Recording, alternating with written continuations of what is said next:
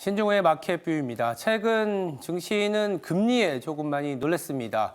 사실 연초 이후에 연준이 언제 금리를 내려줄 것인지에 대해서 다들 기대도 하고 실망도 하는 사이 S&P 500은 그래도 10% 가까이 올라오 있는 상태이긴 합니다. 돌이켜보시면 지난 연초에는 미국이 3월부터 금리를 인하해서 올해 연간으로는 뭐 6번이나 내린다 이런 기대가 있었는데 지금 이 시점에서는 9월에 금리 인하해서 2번, 어쩌면 1번 정도로 이제 바뀌어 있는 상황입니다. 물론 증시 자체가 최근에 방향성이 좀 없는 상황이긴 합니다만 어떻게 보면 금리 인하가 없었음에도 불구하고 아니면 금리 인하에 대한 기대감이 떨어졌음에도 불구하고 주가는 좀 괜찮은 수준에 있다라고 볼 수는 있습니다. 그래도 계속된 긴축으로 시장에 충격을 주기에는 또 연준이나 다른 중앙은행들도 마찬가지 고민이기 때문에 통화정책 변경에 대한 얘기들이 나올 수밖에 없는 상황입니다. 그래프를 보면서 좀 더 자세히 얘기를 좀 드려보겠습니다. 보시는 차트는 유럽의 ECB의 주요 정책 금리와 연준 정책 금리 그리고 한국의 정책 금리입니다. 가장 오른쪽에 보시면 가장 높은 수준에 있는 금리가 5.5% 연준의 정책 금리 목표 상한선이고요. 중간에 있는 게 이제 ECB입니다. 4.5%. 우리나라가 이제 3.5%인데 공교롭게도 지난 밤에는 ECB의 통화정책 결정 회의가 있었고 금일 오전에는 이제 한국은행의 통화정책 금융통화위원회가 있습니다. ECB도 동결을 했고요.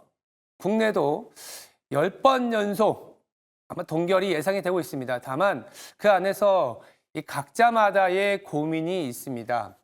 연준, 특히 미국과의 금리 차가 우리나라는 2%포인트 이상 벌어져 있기 때문에 먼저 금리를 내리기에는 굉장히 부담스럽다라는 얘기들이 나올 수밖에 없는 상황이고 ECB도 기축통화이긴 하지만 미국과의 어떤 템포를 맞춰가야 되는 상황에서 금리를 가산성 있게 내리지는 못하고 있습니다. 다만 어제 ECB에서 약간의 힌트가 나오긴 했습니다. 라가르드 총재가 어떤 얘기를 했냐면요.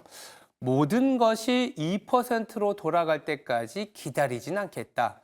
그러니까 2%라는 게 인플레이션일 수 있는데 모든 조건들이 딱 100이면 100, 모든 조건이 맞아야 금리를 내린다는 게 아니라 경제 상황이라든지 물가가 그래도 잡혀가는 수준이라고 판단이 된다면 금리를 내릴 수 있다라는 그런 뉘앙스를 내비친 겁니다. 그러다 보니까 유로화가 좀 약세를 보였는데 아마도 이 부분은 또 연준의 스탠스에도 일정 부분 영향을 주지 않을까라는 생각이 들고 있습니다.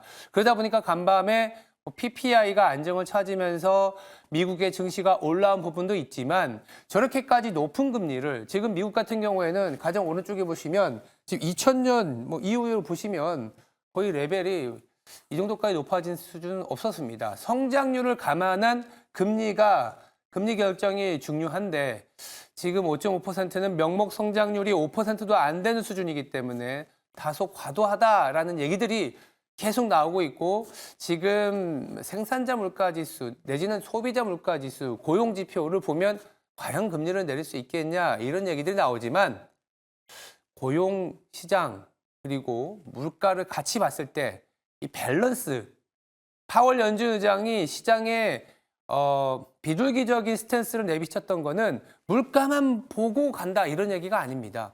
물가도 최근에 1, 2월 조금은 노이즈가 있었지만 그래도 좀 잡혀가고 있는 수준이고 고용시장이나 경제 상황을 보면 조금 이제 스탠스를 바꿀 상황이 됐다. 미국 같은 경우에는 고용과 물가를 같이 보기 때문에 경제가 높은 금리로 인해서 좀 충격을 받을 수 있다면 조정이 된다 이런 얘기를 해주고 있습니다.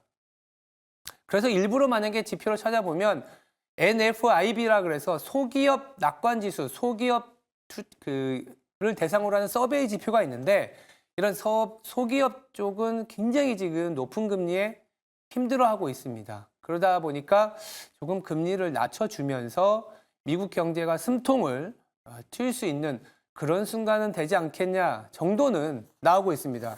다만 아직까지는 저렇게 높은 금리가 언제 내려올지에 대한 불확실성이 있기 때문에 시장은 이 높은 금리에서 버틸 수 있는 종목 중심으로만 미국 내에서도 러셀 2000이나 중소형주가 아니라 좀 대형주, 빅테크, 부채 비율이 낮고 현금 흐름이 왕성한 이런 기업 중심으로만 좀 가고 있는 점은 다소 아쉽습니다. 국내 증시도 보시면 아시겠지만 어제도 급락세에서 출발했지만 삼성전자와 SK하이닉스, 현대차를 비롯한 주요 대형 수출주들, 대형주들이 가는 장인 이유는 이렇게 높은 금리이기 때문입니다. 금리가 높으면 아무래도 중소기업들이 힘들죠. 이런 부분들이 당장 연준이나 한국은행이 금리를 내려주는 사이클이 아니면 중소형주는 좀 대형주보다는 좀 힘든 구간인 건 맞다라고 보시면 될 것 같습니다. 또 하나 문제는 우리나라의 또 두 번째 차트를 보면서 말씀을 드리면 될 것 같은데요. 한국과 미국 간의 이제 시장 금리의 흐름입니다. 전반적으로는 미국의 금리가 올라가면서 내지는 미국의 긴축 정책이나 연준의 스탠스를 봐가면서 한국의 금리도 움직이고 있다라고 보시면 될 텐데 한국 금리에서 그리고 미국 금리에서 한국 금리를 뺀 이 회색 차트를 보시면 점차적으로 계속 높아지고 있지 않습니까? 즉 미국의 금리를 한국의 금리가 따라가지 못하고 있다라고 보시면 됩니다. 그만큼 성장률에 대한 베팅일 수도 있기 때문에 미국의 성장을 한국의 성장이 따라가지 못한다라고 해석하시면 되고 가장 오른쪽에 보시면 지금 미국의 10년물 금리보다 한국의 10년물 금리가 1%포인트 낮습니다. 플러스라는 것은 미국의 금리가 더 높다라는 건데 이 부분이 어떻게 반영을 하느냐? 환율 시장에 고스란히 나타나고 있습니다. 간밤에도 NDF 원달러 환율 보시면 1370원 가까이 올라서 있습니다. 1368원까지 올라와 있는데요. 금리 차 그리고 성장률 차에 대한 반응 때문에 원달러 환율이 연중 최고치까지 올라서 있습니다. 이러다가 1,400원까지 가는 거 아니냐 이런 두려움도 있는데 사실 원화 하나만 놓고 본다면 올해 들어서 원화가 달러 대비 강해지면서 시장이 올라선 것은 또 아닙니다. 최근에는 이런 금리나 매크로 변수가 시장에 주는 임팩트가 이전에 봤었던 거하고는 좀 다릅니다. 우리가 직관적으로는 연초 이후에 원달러 환율이 올라왔으면 외국인들이 매도를 했을 거고 그러면 시장이 하락했을 것으로 판단되지만 아시는 것처럼 최근에 원달러 환율이 올라오면 올라올수록 주식시장은 오히려 강한 모습을 보여줍니다. 아이러니하게도 그 부분은 무엇이냐면 우리나라 시장 내의 지금의 에너지는 우리나라의 성장률이 아니라 미국의 성장률, 미국의 시장 주에 부합되는 업종이 가고 있다는 겁니다. 그래서 원달러 환율이 상승한다는 것은 우리나라의 체력이 약해진다라기보다는 미국의 성장이 강해지는 것에 대한 베팅이다라고도 볼 수 있습니다. 우리나라 같은 경우에는 경상수지가 플러스이고 대외 자산이 많기 때문에 자금 유출 압박이 크지는 않습니다. 물론 환율이 계속적으로 올라간다고 하면 내수 기업들은 상당히 힘듭니다. 앞서 금리가 높은 수준에서는 중소기업보다는 대기업을 보자라는 얘기를 드렸지만 이렇게 금리가 높은 수준이고 환율이 높은 수준을 유지하게 되면 아무래도 대외 부채가 많고 더불어서 내수 기업들 같은 경우에는 물가 압박 그리고 내수가 좀 힘들다라고 생각이 들 수밖에 없기 때문에 수출주 위주로 포트를 재편해야 된다는 그런 불편함과 쏠림은 있지만 우리나라의 원화가 약해지면 시장이 약해진다라고 바로 콜하기에는 어렵습니다.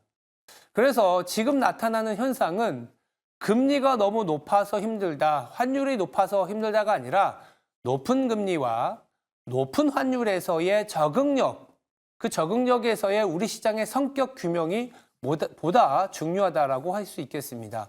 이 부분을 저희는 잘 해석을 하고 시장 대응을 해 나가야 되지 않을까라는 생각에서 말씀을 드렸습니다.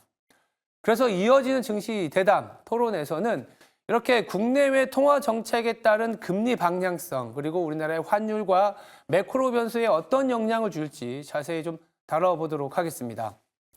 오늘 하루도 저희와 함께 투자 준비하시기 바랍니다. 지금까지 신중호의 마켓뷰였습니다.